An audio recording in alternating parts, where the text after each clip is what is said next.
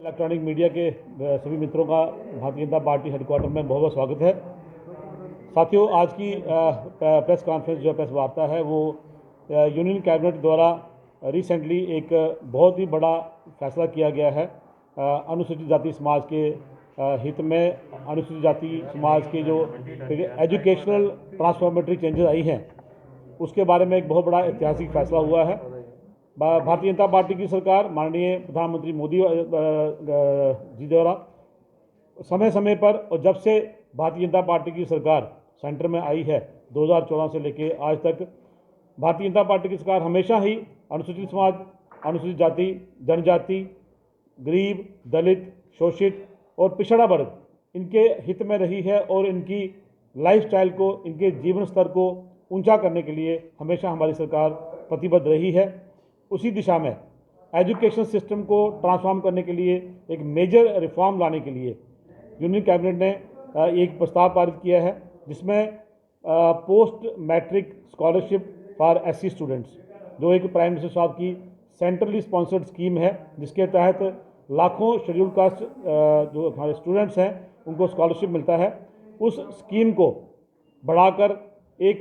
बहुत ही ऊंचे स्तर पर लाया गया है और लगभग 59,000 करोड़ का एक पैकेज जो है अगले 5 साल के लिए वो केंद्र सरकार ने प्रस्तावित किया है। मैं जो हमें सेंटर की तरफ से प्रेस ब्रीफ आया है मैं पढ़ के सुनाऊंगा आपको, उसके बारे में एक डिटेल जो है वो भी मैं बाद में आपसे बात करूंगा। Belonging to the scheduled caste category, इनके लिए एक स्कीम जो है ये कई वर्षों से चली आ रही है और लगभग इस स्कीम के तहत 4 करोड़ के करीब ऐसे स्टूडेंट जो हैं उनको अगले 5 साल में इसका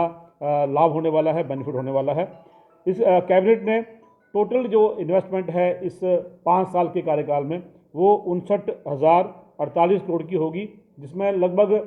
60% हिस्सा जो है वो सेंट्रल गवर्नमेंट का होगा, जो कुल मिलाकर 35,534 करोड़ बनता है और बाकी का जो 40% है वो केंद्र शासित प्रदेश हमारा जम्मू कश्मीर उनकी तरफ से दिया जाएगा। और ये 60% जो भागीदारी है सेंट्रल गवर्नमेंट की, इसके रहते हुए एक मेजर जो रिस्पॉन्सिबिलिटी है वो सेंट्रल गवर्नमेंट की इसमें आ जाती है। साथ ही इसी तरह पोस्ट मैट्रिक स्कॉलरशिप स्कीम जो है, इसमें जितने भी हमारे बच्चे जो हैं शेड्यूल कास्ट कम्युनिटी के अनुसूचित जाति के बच्चे, ज़्यादातर ये सामने आया है सभी रिसर्च में भी और सभी डाटा में कि 10वीं पास करते ही बच्चे जो हैं वो आगे की पढ़ाई जो नहीं करते हैं और मुख्यतः ये पैकेज जो है मैट्रिक पास करने के बाद बच्चों को चाहे कोई टेक्निकल कॉलेज में जाना है, किसी एजुकेशनल इंस्टीट्यूशन में जाना है, हायर एजुकेशन परस्यू करनी है, उसी के लिए ताकि 10वीं के बाद जो पैसे की कमी के चलते बच्चे पढ़ाई नहीं कर पाते हैं, ये पैकेज उस सभी को पूरा कवर करेगा। और सेंट्रल गवर्नमेंट की एक कमिटमेंट है अपने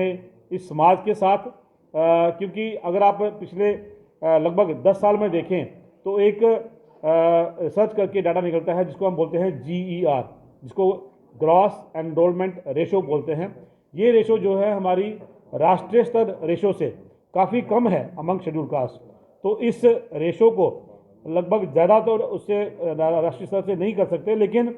कोशिश रहेगी आने वाले 5 साल में ये GER जो है नेशनल लेवल पे आ जाए और जो बच्चे किसी भी कारणवश मैट्रिक के बाद पढ़ाई नहीं करते हैं वो हायर एजुकेशन परस्यू करें और GER को राष्ट्रीय स्तर पर बराबर करने के लिए ये पैकेज जो है बड़ा इनकी हेल्प करेगा, बड़ी सहायता करेगा। इसमें जो डिटेल में अगर मैं बात करूं तो पूरा जो फोकस है वो होगा ड्रॉप आउट चिल्ड्रन को एनरोल करने का। जो बच्चे 10वीं के बाद निकल जाते हैं उनको एनरोल करेंगे और जो इसका पैकेज है, जो स्कॉलरशिप के पैसे हैं, आपने देखा होगा कई स्कूलों में कई बच्चों की ये शिकायत रहती है कि उनको टाइमली पैसे नहीं मिलते हैं। तो फोकस यही रहेगा कि एक तो उनकी एनरोलमेंट होगी, टाइमली उनको पेमेंट होगी, एक कंप्रहेंसिव अकाउंटेबिलिटी रहेगी, चाहे उसमें वो स्कूल है, इंस्टीट्यूशन है, गवर्नमेंट का दायरा है जहाँ पे गवर्नमेंट के लोग, social welfare department, social justice and empowerment department, उनकी अकाउंटेबिलिटी रहेगी और कंटिन्यूस मॉनिटरिंग एंड ट्रांसपेरेंसी। इसमें ये इन मुख्य जो मुद्दे हैं इन पे फोकस किया गया है। एक कंपेन के तौर पर ये लॉन्च किया जाएगा जिसमें 10th के ड्रॉप आउट जो हैं उनको एनरोल किया जाएगा और लगभग जो अभी एस्टिमेट है अगले 5 साल में 1.3 सच करोड़ सच स्टूडेंट्स जो ड्रॉप आउट हैं उनको इससे बेनिफिट होगा और वो अपनी 10th के आगे की जो पढ़ाई है उसको कंटिन्यू कर पाएंगे। मतलब ये है कि बच्चों का आधार कार्ड और जो उनकी पेमेंट है वो भी आधार बेस्ड एनरोलमेंट उनकी होगी, उसी पर उनका अकाउंट होगा और आधार के जो उनके अकाउंट खोलेंगे वो सारा पैसा जो है जो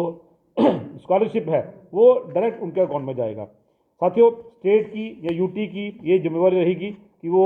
डाटा जो है उसको वेरीफाई करें, कास्ट बेस्ड जो स्टेटस है वो वेरीफाई करें, आधार इनेबल्ड उनके अकाउंट खुलवाएं और इसी तरह से स्टेट जो है सारा वेरीफाई करने के बाद एक कंप्रहेंसिव डाटा जो है वो सेंट्रल गवर्नमेंट को देगी और वहाँ से डीबीटी के मोड पे, जैसे आजकल आप देख रहे हैं माननीय प्रधानमंत्री मोदी जी की सरकार में डिजिटल इंडिया के रूप में, चाहे वो किसान की निधि है, चाहे ओल्ड एज पेंशन है, कोई भी पैसा जो है सरकार गवर्नमेंट जो गरीबों को जो किसानों को देती है वो डायरेक्ट उनके अकाउंट में आ रहा है। उससे ट्रांसपेरेंसी भी है और अकाउंटेबिलिटी भी है।